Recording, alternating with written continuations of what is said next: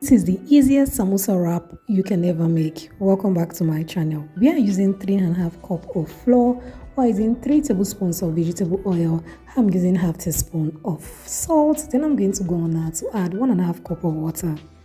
If this is your first time of stopping by my channel, you're so welcome. And if you've been here before, good to have you here once again. I've tried out different methods of making samosa wrap, especially the liquid method. They are okay, but I find out that the liquid method, after frying your spring rolls or samosa, they come out being soggy or they will absorb so much oil. So this method for me is the best. After mixing and kneading my dough a bit, I'll allow it to rest for like 10 minutes. Then I'm going to go on now to divide my dough to various portions. It is very important. Allowing it to rest has a way of making it easy for you to work with your dough and also give you the texture you want. So I'm going to divide my dough to 8 portions and weigh them to be 90 grams each. Have you watched till this point and you haven't subscribed to Debby's Kitchen? Do subscribe, do like and share, do comment and tell me what you think about this recipe. This samosa recipe is easy.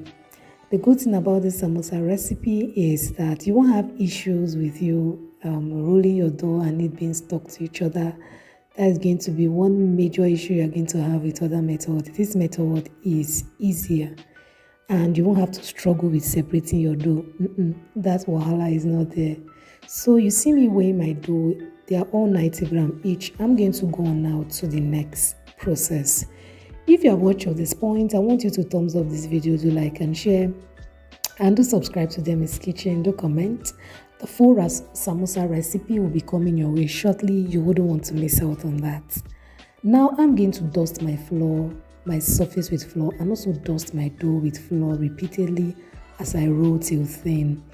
The dusting with flour is going to help your dough spread easily without it being stuck to your finger and without it shrinking back. If you do not dust with flour, when rolling it can shrink back because you did not add baking powder, so the tendency to shrink back is there.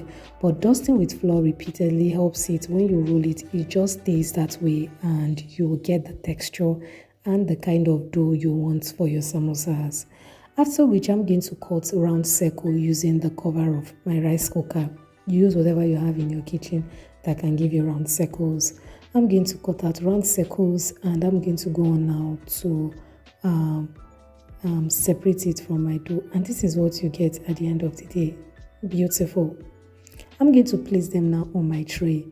I'm going to do this for all my dough. You know, they are 90 grams each if you followed me carefully, and also dust them with sufficient flour and place them all on my tray.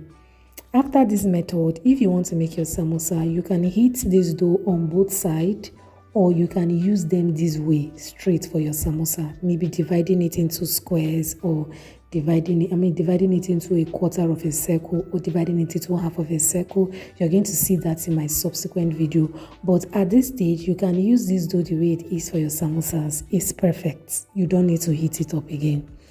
So I'm done with this one. You can see it is very light. It is easy to manage, as in it is not hard.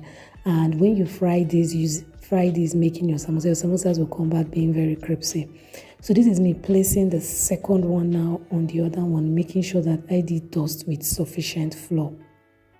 This is the final one. I'm dusting it with flour again. I'm placing my final dough on top of it. That is it. Your samosas wrap, they are ready. Look at how good they are looking. Very easy to make, little stress, easy to manage. And if you divide these doughs, you're going to get like 40 pieces of samosas. To me, this is amazing. Thank you so much for stopping by my channel. See you next time. Bye bye.